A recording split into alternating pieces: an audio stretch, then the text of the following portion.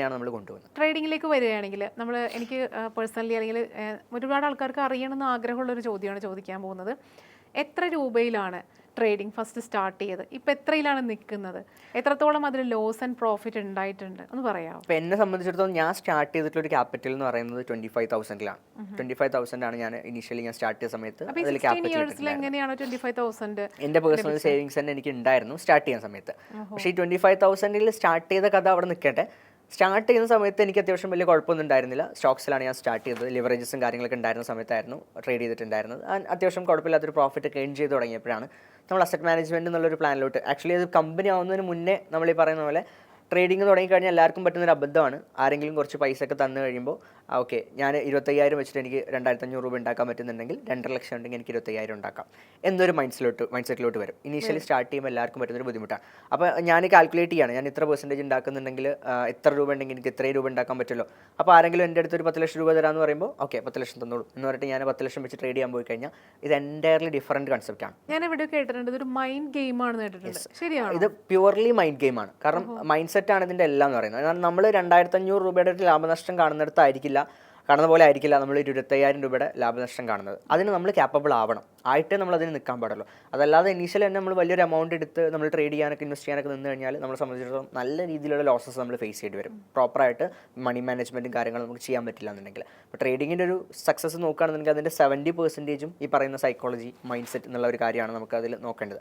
അപ്പോൾ അത് പ്രോപ്പറായിട്ട് നമുക്ക് മാനേജ് ചെയ്യാൻ പറ്റില്ല എന്നുണ്ടെങ്കിൽ ഈ കംപ്ലീറ്റ് ക്യാപിറ്റലിന് തന്നെ അത് വലിയൊരു ഡേഞ്ചറസ് സിനാരിയോ. അപ്പോൾ നമ്മൾ എങ്ങനെ പ്രോപ്പർ മാനേജ് ചെയ്യും? ഇപ്പോൾ ഫോർ എക്സാമ്പിൾ നമ്മൾ പറയുകയാണെങ്കിൽ 25,000 നമ്മൾ ഇൻവെസ്റ്റ് ചെയ്തിട്ട് നമുക്ക് ഇത്രയും രൂപ കിട്ടുന്നു എന്ന് പറയുമ്പോൾ നമുക്കത് ലാഭം കിട്ടി കഴിയുമ്പോൾ തീർച്ചയായിട്ടും നമ്മൾ വീണ്ടും ഇൻവെസ്റ്റ് ചെയ്യാനായിട്ട് നമ്മുടെ മൈൻഡ് പറയും അല്ലേ? അത് നമ്മൾ എത്ര നാളത് ചെയ്യാതെ നിൽക്കണം, അല്ലെങ്കിൽ എങ്ങനെ നമ്മൾ ചെയ്യണം, എപ്പോൾ നമ്മൾ ചെയ്യണം, നമ്മൾ എങ്ങനെ മനസ്സിലാക്കും? ഒരു സിസ്റ്റമാറ്റിക് അപ്രോച്ച് ഉണ്ടാക്കിയെടുക്കുക എന്നുള്ളത് നമ്മൾ ഫസ്റ്റ് ചെയ്യേണ്ടത്. അപ്പോൾ ഇനീഷ്യലി നമ്മൾ സ്റ്റാർട്ട് ചെയ്യുമ്പോൾ നമ്മൾ എന്തെങ്കിലുമൊക്കെ കാണുന്നു, മേടിക്കുന്നു, ആ രൂപത്തിലെ കാര്യം ചിലപ്പോൾ ബിഗിനേഴ്സ് സ്റ്റാർട്ട് ചെയ്യാം. കാരണം ഈ അറിഞ്ഞിട്ടുള്ള നോളജിനൊക്കെ ബേസ് ചെയ്തിട്ട് അവർ സ്റ്റാർട്ട് ചെയ്യുന്ന ആ രീതിയിലായിരിക്കും. പക്ഷേ ഒരു പ്രോപ്പർ ഗൈഡൻസിലൂടെ വരികയാണെന്നുണ്ടെങ്കിൽ അവർക്ക് ആ ഒരു സ്ട്രാറ്റജി കാര്യങ്ങളുണ്ടാവും. ആ ഒരു സ്ട്രാറ്റജി ആയിരിക്കും അവർ ഫോളോ ചെയ്യുന്നത്. അതിലൊരു എൻട്രി ക്രൈറ്റീരിയ, ഒരു എക്സിറ്റ് ക്രൈറ്റീരിയ കാര്യങ്ങളുണ്ടാവും. പിന്നെ അതുപോലെ തന്നെ അവർ ഫോളോ ചെയ്യുന്ന മെത്തേഡ്സ് ആണെന്നുണ്ടെങ്കിലും ഫിക്സഡ് മെത്തേഡ്സ് ഒക്കെ ആയിരിക്കും അവർ ഫോളോ ചെയ്യുന്നത്. മാർക്കറ്റിനനുസരിച്ച് ഓരോ ടൈപ്പ് മാർക്കറ്റ് വരുമ്പോൾ എങ്ങനെ പാർട്ടിസിപ്പേറ്റ് ചെയ്യണം എന്ന രീതിയിലൊക്കെ ആയിരിക്കും പാർട്ടിസിപ്പേറ്റ് ചെയ്യുന്നത്. അപ്പോൾ ഇതിലൊരു കൺസിസ്റ്റൻസി എന്ന് പറയുന്നത് ഈ പറയുന്ന പോലെ ഇൻ പെർസെൻറ്റേജിൽ നമുക്കൊരു വർഷം അല്ലെങ്കിൽ 2 വർഷമെങ്കിലും നമ്മൾ പ്രോഫിറ്റബിൾ ആയിട്ട് നമുക്ക് പോയി കഴിഞ്ഞാലാണ് നമുക്ക് എന്താ പറയുക, നമ്മൾ കംപ്ലീറ്റ്ലി ഇത് ഓക്കെ ആയിട്ടുണ്ട്. സ്റ്റിൽ ഞാൻ പറഞ്ഞു ഇത് ലേണിംഗ് പ്രോസസ്സാണ്, എന്നാലും നമ്മൾ പഠിച്ചുകൊണ്ടേയിരിക്കണം. പക്ഷെ അവിടെ നമ്മൾ ക്യാപിറ്റൽ സ്കെയിൽ ചെയ്യുന്ന സമയത്ത് നമ്മൾ ഇനീഷ്യലി സ്റ്റാർട്ടിങ്ങിൽ തന്നെ ഇപ്പോൾ ഒരു ആദ്യത്തെ മാസം 25,000 വെച്ച് സ്റ്റാർട്ട് ചെയ്തു. ഒരു 2 മാസം കഴിയുമ്പോഴേക്കും 2 മാസം പ്രോഫിറ്റ് കിട്ടിയ ഒരു ആവശ്യത്തിൽ അടുത്ത മാസം തന്നെ ഒരു ലക്ഷങ്ങൾ കൊണ്ടുവന്നിട്ട് ഇടുന്നൊരു സിനാരിയോ ഉണ്ട്. അതാണ് ഞാൻ പറഞ്ഞത്, ഒഴിവാക്കണം. അതല്ലാണ്ട് ഇപ്പോൾ നിങ്ങൾ കിട്ടിയ പ്രോഫിറ്റ് ഉണ്ടല്ലോ, ആ പ്രോഫിറ്റ് വെച്ചിട്ട് നിങ്ങൾ സ്കെയിൽ ചെയ്തോളൂ, കുഴപ്പമില്ല.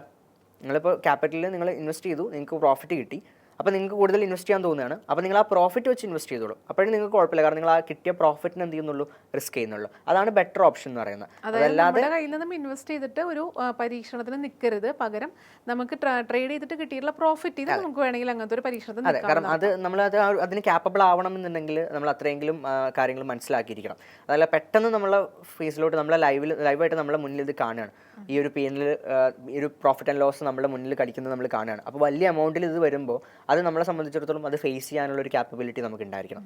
അതില്ല എന്നുണ്ടെങ്കിൽ നമ്മൾ അതിന് നിൽക്കരുത്. അപ്പോൾ അതാണ് അതിൻ്റെ ഒരു സിസ്റ്റം എന്ന് പറയുന്നത്. അപ്പോൾ നമ്മൾ ക്യാപിറ്റൽ എപ്പോഴും വലിയൊരു ക്യാപിറ്റൽ ട്രേഡിങ്ങിലോട്ട് കൊണ്ടുവരുന്നതിന് ഞാൻ ഒരിക്കലും സപ്പോർട്ട് ചെയ്യില്ല. ഇനീഷ്യലി മിനിമം ഒരു 1 ഇയർ എങ്കിലും പ്രാക്ടീസ് ചെയ്തിട്ട്, കാരണം ഈ ഒരു 1 ഇയറിൽ മാർക്കറ്റിൻ്റെ പല സൈക്കിൾസ് അവർ ഫേസ് ചെയ്യും. കാരണം അവരൊരു മാസം 2 മാസം കാണുന്ന ഒരു മാർക്കറ്റ് ആയിരിക്കില്ല അടുത്ത മാസം അവർ കാണാൻ പോകുന്നത്. കാരണം ഇപ്പോൾ മാർക്കറ്റിൻ്റെ ടെക്നിക്കൽ ടേംസിലോട്ട് പോകുകയാണെന്നുണ്ടെങ്കിൽ വോളറ്റൈൽ ആയിട്ടുള്ള മാർക്കറ്റ്സ്, സ്ലോ ആയിട്ടുള്ള മാർക്കറ്റ്സ്, അങ്ങനെ പല രീതിയിലുള്ള പ്രൈസ് മൂവ്മെൻറ്റും ഫ്ലക്ച്വേഷൻസ് ഒക്കെ നമ്മൾ ഫേസ് ചെയ്യേണ്ടതായിട്ട് വരും. അപ്പോൾ അങ്ങനെ ഇവർ അപ്രോച്ച് ചെയ്യുന്ന മാർക്കറ്റിൽ ആ 2 മാസം ഒരു പ്രോഫിറ്റ് ഉണ്ടാക്കിയെന്ന് വിചാരിച്ചിട്ട് അടുത്ത 2-3 മാസം അങ്ങനെ ആയിരിക്കില്ല മാർക്കറ്റ്, ചിലപ്പോൾ എൻറ്റയർലി ഡിഫറൻറ്റ് ആയിരിക്കും. അപ്പോൾ ഇവർ വലിയൊരു ക്യാപിറ്റൽ കൊണ്ടുവന്നിട്ട് ഇവർ നേരത്തെ ചെയ്ത പോലെ ചെയ്യുമ്പോൾ ഇവർക്ക് ലോസ് ഫേസ് ചെയ്യേണ്ടി വരും. അപ്പോൾ വലിയ ലോസസ് വരുമ്പോൾ ഇവർക്ക് സ്വാഭാവികമായിട്ടും എന്ത് ചെയ്യും, ഇവർ എമോഷൻസ് വർക്കാവാൻ തുടങ്ങും. മനുഷ്യന്മാർക്ക് ഏറ്റവും കൂടുതൽ എമോഷൻസ് പ്രശ്നം വരുന്ന സംഭവമാണ് പൈസ എന്ന് പറയുന്നത്. അപ്പോൾ ഈ എമോഷൻസ് വർക്കാവുമ്പോൾ നേരത്തെ പറഞ്ഞ മൈൻഡ് സെറ്റിൻ്റെ പ്രശ്നങ്ങളൊക്കെ വന്നു തുടങ്ങും. ഒരു ഡിസിപ്ലിൻ ഉണ്ടാവില്ല, പേഷ്യൻസ് ഉണ്ടാവില്ല. അപ്പോൾ അങ്ങനത്തെ പ്രശ്നങ്ങളൊക്കെ വരുമ്പോൾ സ്വാഭാവികമായിട്ടും ഒരു ട്രേഡ്സും കാര്യങ്ങളും കുളമാക്കാൻ തുടങ്ങും. അപ്പോൾ ഓവർ ട്രേഡ് ചെയ്യും, റിവെഞ്ച് ട്രേഡ് ചെയ്യും, പ്രോപ്പറായിട്ടുള്ള loss criteria, stop loss criteria കാര്യങ്ങളൊന്നും വെക്കാണ്ട് ട്രേഡ് ചെയ്യും. അപ്പോൾ അങ്ങനത്തെ സിറ്റുവേഷൻസ് ഒക്കെ വരുമ്പോൾ സ്വാഭാവികമായിട്ട് ഇവരെന്ത് ചെയ്യും, വലിയ നഷ്ടങ്ങളിലോട്ട് അത് എത്തിക്കും. അപ്പോൾ ആ നഷ്ടങ്ങൾ പിന്നെ റിക്കവർ ചെയ്യാൻ വേണ്ടിയിട്ട് അവർ ഓവർ ട്രേഡ് ചെയ്യുകയും റിവെഞ്ച് ട്രേഡൊക്കെ ചെയ്ത് കഴിഞ്ഞാൽ വലിയ നഷ്ടങ്ങൾ പിന്നെ ഉണ്ടാവുക എന്നല്ലാതെ അതിൽ നിന്ന് അവർക്ക് കയറി വരാൻ ബുദ്ധിമുട്ടാവും. അപ്പോൾ ഒരു സർവൈവലിന് അവർക്ക് വളരെയധികം ബുദ്ധിമുട്ട് ഫേസ് ചെയ്യേണ്ടി വരും. അപ്പോൾ അതിലോട്ട് പോകാതെ ചെറിയൊരു ക്യാപിറ്റലിൽ ബിൽഡ് ചെയ്ത് കൊണ്ടുവരിക എന്നുള്ളതാണ് ഏറ്റവും ബെസ്റ്റ് ഓപ്ഷൻ എന്ന് പറയുന്നത്. ട്രേഡിംഗ് പറഞ്ഞു 16 വയസ്സിൽ ചെയ്തപ്പോൾ തന്നെ 25,000 ആണ് ഇൻവെസ്റ്റ് ചെയ്തത്. അത് ആക്ച്വലി ലോസ് ആയിരുന്നു അതോ പ്രോഫിറ്റ് ആയിരുന്നു? 25,000 സ്റ്റാർട്ട് ചെയ്ത സമയത്ത് എനിക്ക് പ്രോഫിറ്റ് ആയിരുന്നു ആക്ച്വലി. അതുകൊണ്ടാണ് സത്യം പറഞ്ഞാൽ എൻ്റെ അടുത്ത് പറഞ്ഞ പോലെ എൻ്റെ ഫ്രണ്ട് സർക്കിളിൽ നിന്ന് തന്നെ ആൾക്കാർ വന്നിട്ട് ഇത്ര രൂപ ഞാൻ ട്രേഡ് ചെയ്യുന്നൊരു പൈസ ഉണ്ടാക്കുന്നുണ്ടെന്ന് കണ്ടപ്പോൾ ഈ പറഞ്ഞ പോലെ ഇത്ര രൂപ തരാം, നമുക്കും കുറച്ച് പ്രോഫിറ്റ് ഉണ്ടാക്കി തരുമോ എന്ന് ചോദിച്ചിട്ട് നമ്മളെടുത്ത് വന്നപ്പോൾ ഓക്കെ ഞാൻ കാൽക്കുലേറ്റ് ചെയ്തു, ഓക്കെ 25,000 ആണ്, എനിക്ക് ഇത്ര പ്രോഫിറ്റ് ഉണ്ടാക്കാൻ പറ്റുന്നുണ്ട്, അപ്പോൾ ഇത്ര രൂപ ഉണ്ടായി കഴിഞ്ഞാൽ എനിക്ക് ഇത്ര രൂപ ഉണ്ടാക്കാൻ പറ്റും, ഇവർക്ക് ഇത്ര കൊടുത്താൽ മതി. നമ്മൾ സിമ്പിളായിട്ട് കാൽക്കുലേറ്റ് ചെയ്തു. പക്ഷേ മാർക്കറ്റിലോട്ട് വന്നപ്പോൾ അങ്ങനെയല്ല. നമ്മൾ ആ പൈസ വന്ന് ആ പൈസയും വെച്ച് നമ്മൾ ട്രേഡ് ചെയ്ത് തുടങ്ങുമ്പോൾ നേരത്തെ ഉണ്ടായിരുന്ന പോലെ നമുക്ക് ട്രേഡ്സോ കാര്യങ്ങളോ ഒന്നും മാനേജ് ചെയ്യാൻ പറ്റുന്നില്ല. എൻറ്റയർലി ഡിഫറൻ്റ് ആയി. അപ്പോൾ അങ്ങനെ വന്നു കഴിഞ്ഞപ്പോൾ നമ്മളെ സംബന്ധിച്ചിടത്തോളം അത് മാനേജ് ചെയ്യാൻ ബുദ്ധിമുട്ട് വന്നപ്പോൾ നമുക്ക് ലോസസ് ഫേസ് ചെയ്യേണ്ട സിറ്റുവേഷൻസ് വന്നു. എനിക്ക് ട്രേഡിങ്ങിലോട്ട് സ്റ്റാർട്ട് ചെയ്തതിൽ എനിക്ക് വലിയൊരു ക്രൈസിസ് ഫേസ് ചെയ്യേണ്ട ടൈം എന്ന് പറയുന്നത് അതാണ്. ഏകദേശം നല്ലൊരു എമൗണ്ട് എനിക്ക് അതിൽ തന്നെ നഷ്ടം വന്നൊരു സിറ്റുവേഷൻ വന്നു. അതിൽ നിന്ന് പിന്നെ ഞാൻ റിക്കവർ ചെയ്യാൻ വേണ്ടിയിട്ട് നിലവിലെ ഫണ്ട്സ് ഞാൻ ഭാഗ്യത്തിനെന്ന് വേണമെങ്കിൽ ഞാൻ പറയാം. കാരണം ഞാനത് വലിയ സംഭവമായിട്ട് ഞാൻ അങ്ങനെ പ്ലാൻ ചെയ്ത് വെച്ചു എന്നൊന്നും ഞാൻ പറയത്തില്ല. കാരണം അതെന്ന് എനിക്ക് അതിൻ്റെ ഒരു ഹാഫ് ക്യാപിറ്റൽ മാത്രമേ എന്നെ സംബന്ധിച്ചിടത്തോളം അത്യാവശ്യം നല്ല പ്രോഫിറ്റ്സ് ഉണ്ടാക്കാൻ ആ ഹാഫ് ക്യാപിറ്റൽ മതി എന്നുള്ളത് കൊണ്ട് ഞാൻ അത് മാത്രമേ എടുത്തിട്ടുണ്ടായിരുന്നുള്ളൂ. ബാക്കി ഹാഫ് ക്യാപിറ്റൽ ഞാനന്ന് സേഫ് ആക്കിയിട്ടുണ്ടായിരുന്നു. അത് അന്ന് ഞാൻ അങ്ങനെ മണി മാനേജ് ചെയ്തത് കൊണ്ട് എനിക്കത് അങ്ങനെ ചെയ്യാൻ പറ്റിയെന്നുള്ളതാണ്. പക്ഷേ ആ ഒരു ബാക്കി ക്യാപിറ്റലിൽ പിന്നെ ഞാൻ ഒരു ബ്രേക്ക് എടുത്ത്, കാരണം ലോസസ് ഫേസ് ചെയ്തപ്പോൾ ഞാനൊരു ബ്രേക്ക് എടുത്ത് പിന്നീട് കാര്യങ്ങളൊക്കെ പഠിച്ച് ഒന്നും കൂടി എന്താണ് ഇവിടെ എൻ്റെ പ്രോബ്ലം, ഇപ്പോൾ ഈ ഒരു ലോസ് വന്നതിൽ നിന്ന് എനിക്ക് എന്തുകൊണ്ടാണ് എനിക്ക് ലോസ് വന്നത് എന്ന് പഠിക്കാൻ ശ്രമിച്ചു. ആ ലോസ് ഇനി ആവർത്തിക്കാണ്ടിരിക്കാൻ എന്ത് ചെയ്യണം എന്നുള്ളത് നോക്കി. എന്നിട്ടാണ് ഞാൻ പിന്നെ റീസ്റ്റാർട്ട് ചെയ്യുന്നത്. ആൻഡ് റീസ്റ്റാർട്ട് ചെയ്ത സമയത്ത് വീണ്ടും ഞാൻ ചെറിയ ക്യാപിറ്റലിൽ നിന്നാണ് സ്റ്റാർട്ട് ചെയ്തത്. എന്നിട്ട് മെല്ലെ മെയിൻറ്റെയിൻ ചെയ്ത് കൊണ്ടുവരാണ്. അപ്പോൾ ഞാൻ പഠിച്ചൊരു പാടാണ് ഈ പറയുന്ന കാര്യം. ഞാനിപ്പോൾ ഇതുവരെ പറഞ്ഞ കാര്യം എന്ന് പറയുന്നത് വലിയൊരു ക്യാപിറ്റൽ വന്നു കഴിഞ്ഞാൽ കുറേ പ്രോഫിറ്റ് ഉണ്ടാക്കാം എന്നുള്ളൊരു അപ്രോച്ച് മാർക്കറ്റിൽ ഒരിക്കലും എടുക്കരുത്. ഓക്കെ, ഇനി എന്താണ് ഇതിൽ നിന്നും അച്ചീവ്മെൻറ്റ്സ് അല്ലെങ്കിൽ അവാർഡ്സ് കിട്ടിയിരിക്കുന്നത്? ഇപ്പോൾ ഇത് മാത്രമല്ല, ട്രേഡിംഗ് മാത്രമല്ല, അല്ലാതെ ബിസിനസ് സംരംഭങ്ങൾ തുടങ്ങിയപ്പോഴായാലും അച്ചീവ്മെൻറ്റ്സും അവാർഡ്സും കിട്ടിയിട്ടുണ്ടാവുമല്ലോ. എന്തൊക്കെയാണ് ഷിബ്ലി റഹ്മാൻ അങ്ങനെ നേടാൻ സാധിച്ചിട്ടുള്ളത്? എനിക്കിപ്പോൾ 2023 യങ് ഓൺട്രപ്രണർ കേരള എന്ന് പറഞ്ഞിട്ടുള്ള ഒരു അവാർഡ് കിട്ടിയിട്ടുണ്ടായിരുന്നു. അത് പറഞ്ഞ പോലെ തന്നെ നമ്മുടെ സ്റ്റേറ്റ് മിനിസ്ട്രിയിൽ നിന്നാണ് കിട്ടിയിട്ടുണ്ടായിരുന്നത്. ആൻഡ് അതുപോലെ സെൻട്രൽ മിനിസ്ട്രിയിൽ നിന്ന് ഡൽഹിയിൽ വെച്ചിട്ടൊരു ഇവൻറ്റിൽ എക്സലൻറ്റ് ഓൺട്രപ്രണർ യങ് ഓൺട്രപ്രണർ എന്നുള്ളൊരു അവാർഡ് കിട്ടിയിട്ടുണ്ടായിരുന്നു. ആൻഡ് എനിക്ക് എൻ്റെ ഒരു അച്ചീവ്മെൻറ്റിൽ ഏറ്റവും കൂടുതൽ മീൻസ് ഹാപ്പി ആയിട്ടുള്ള ഒരു അച്ചീവ്മെൻറ്റ് പറയുകയാണെന്നുണ്ടെങ്കിൽ India book of records achieve ചെയ്യാൻ പറ്റിയെന്നുള്ളതാണ്. അത് ഈ പറഞ്ഞ പോലെ തന്നെ ഏജ് ആയിരുന്നു ഒരു കൺസിഡറേഷൻ എന്ന് പറയുന്നത്. ഈ ഒരു ഏജിൽ നമ്മൾ ഫൈനാൻസ് മേഖലയിൽ ഒരു ബിസിനസ് ബിൽഡ് ചെയ്ത് കൊണ്ടുവന്നു. ഇത്രയും സ്റ്റുഡൻസിനെ നമ്മൾ പഠിപ്പിച്ചു എന്നുള്ള കാര്യങ്ങളൊക്കെ ബേസ് ചെയ്തിട്ടാണ് നമുക്ക് ആ ഒരു ഇന്ത്യ ബുക്ക് ഓഫ് റെക്കോർഡ്സ് അച്ചീവ്മെൻറ്റും കാര്യങ്ങളും കിട്ടിയിട്ടുണ്ടായിരുന്നത്. അതാണ് എനിക്ക് പറയാവുന്ന അത്രയും വലിയ അച്ചീവ്മെൻറ്റ്. അതല്ലാണ്ട് കുറേ ആർട്ടിക്കിൾസും കാര്യങ്ങളും പിന്നെ ചെറിയ വേദികളിൽ നമുക്ക് ഒരുപാട് വേദികളിൽ സംസാരിക്കാൻ പറ്റിയിട്ടുണ്ട്. കോർപ്പറേറ്റ് വേദികളിലും കോളേജുകളിലും കാര്യങ്ങളിലും സംസാരിക്കാൻ പറ്റിയിട്ടുണ്ട്. ഒരുപാട് സ്റ്റുഡൻസുമായിട്ട് ഇൻട്രാക്ട് ചെയ്യാൻ പറ്റിയിട്ടുണ്ട്. പിന്നെ അതുപോലെ പല സ്ഥലങ്ങളിലും ഈ റെക്കഗ്നൈസേഷൻ കിട്ടിയിട്ടുണ്ട്. പിന്നെ അതുപോലെ നമുക്ക് ആർട്ടിക്കിൾസ്, ന്യൂസ് കാര്യങ്ങൾ മീഡിയാസിലാണെന്നുണ്ടെങ്കിലൊക്കെ നമ്മുടെ പ്രൊഫൈൽസും കാര്യങ്ങളും വന്നിട്ടുണ്ട്. അപ്പോൾ അതൊക്കെ ഒരു വലിയ അച്ചീവ്മെൻ്റ് ആണ്. തീർച്ചയായിട്ടും ഇത്രയും അവാർഡ്സും അച്ചീവ്മെൻറ്റ്സും കിട്ടി എന്ന് പറയാൻ പറ്റുന്നത് തന്നെ ഒരു വലിയ നേട്ടമാണ് അല്ലേ? അതും ഈ ഒരു ഏജിൽ പറയാൻ പറ്റുക എന്ന് പറഞ്ഞത് അത് it's a big thing, it's a great thing.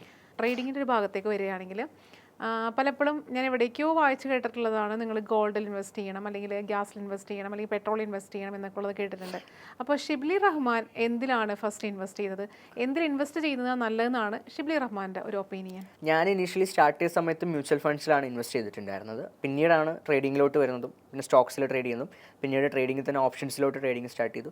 പിന്നെ സ്റ്റോക്സിൽ ഇൻവെസ്റ്റ്മെൻറ്റ്സ് മാത്രമാക്കി ഓപ്ഷൻസിൽ കൂടുതൽ ട്രേഡ് ചെയ്തു. ഇപ്പം നമ്മൾ നിലവിൽ പറയുന്ന കാര്യങ്ങൾ, നിലവിൽ ചെയ്യുന്ന കാര്യങ്ങൾ വെച്ചാൽ നമ്മൾ സ്റ്റോക്സിൽ സ്വിംഗ് ട്രേഡ് ചെയ്യുന്നുണ്ട്, സ്റ്റോക്സിൽ short term long term investments ചെയ്യുന്നുണ്ട്, ഓപ്ഷൻസിൽ 2-3 മെത്തേഡ്സിൽ നമ്മൾ ട്രേഡ് ചെയ്യുന്നുണ്ട്. ഈ രീതിയിലൊക്കെയാണ് നമ്മൾ ട്രേഡ് ചെയ്യുന്നത്, ഇൻവെസ്റ്റ് ചെയ്യുന്നത്. ഇപ്പോൾ ഇന്ത്യ മാർക്കറ്റ് മാത്രമാണ് കറൻറ്റ്ലി ആക്റ്റീവായിട്ട് നമ്മൾ ഫോളോ അപ്പ് ചെയ്യുന്നത്. അതല്ലാണ്ട് ക്രിപ്റ്റോയിൽ കുറച്ച് ഇൻവെസ്റ്റ്മെൻറ്റ്സും കാര്യങ്ങളും, പിന്നെ അതുപോലെ തന്നെ ഫോറക്സിലാണെങ്കിലും എപ്പോഴെങ്കിലുമൊക്കെ ഒരു ട്രേഡ് ചെയ്യാന്നുള്ള രീതിയിൽ നമ്മൾ അപ്രോച്ച് ചെയ്യാറുള്ളൂ. ഇന്ത്യ മാർക്കറ്റാണ് നമ്മൾ കൂടുതലും ഫോക്കസ് ചെയ്യാറുള്ളത്. ആൻഡ് ഗോൾഡിൻ്റെ കേസിൽ എന്ന് പറയുമ്പോൾ ഗോൾഡിൽ എപ്പോഴും ഇൻവെസ്റ്റ് ചെയ്യുന്നത് ബെറ്റർ ഇൻവെസ്റ്റ്മെൻ്റ് ആണെന്ന് പറയുന്നത്. ഗോൾഡിൻ്റെ കേസിൽ വേറൊരു സംഭവം പറയാനുണ്ട്, ഗോഡ്സ് മണി എന്ന് പറയാം ഗോൾഡിന്. അതിൻ്റെ റീസൺ എന്ന് പറയുന്നത് ഏതൊരു പാനിക് സിനാരിയോ വന്നു കഴിഞ്ഞാലും, ഇപ്പോൾ കോവിഡ് പോലത്തെ ക്രൈസിസുകൾ, വാർ ടെൻഷൻസ്, റിസഷൻ്റെ ടെൻഷൻസ്, ഇത്തരം ടെൻഷൻസും കാര്യങ്ങളൊക്കെ വരുമ്പോൾ മറ്റ് സ്റ്റോക്ക് മാർക്കറ്റ്, ക്രിപ്റ്റോ മാർക്കറ്റ്, ഇതിൽ നിന്നൊക്കെ ആൾക്കാർ എന്ത് ചെയ്യാൻ തുടങ്ങും?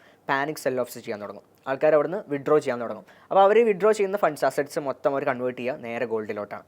അതാണ് നമ്മൾ ഈ കോവിഡ് വന്നപ്പോഴും വാറിൻ്റെ ടെൻഷൻസ് വന്നപ്പോഴൊക്കെ ഗോൾഡിൻ്റെ പ്രൈസ് വല്ലാണ്ട് ഇൻക്രീസ് ആവുന്നത് നമ്മൾ എക്സ്പീരിയൻസ് ചെയ്തത്.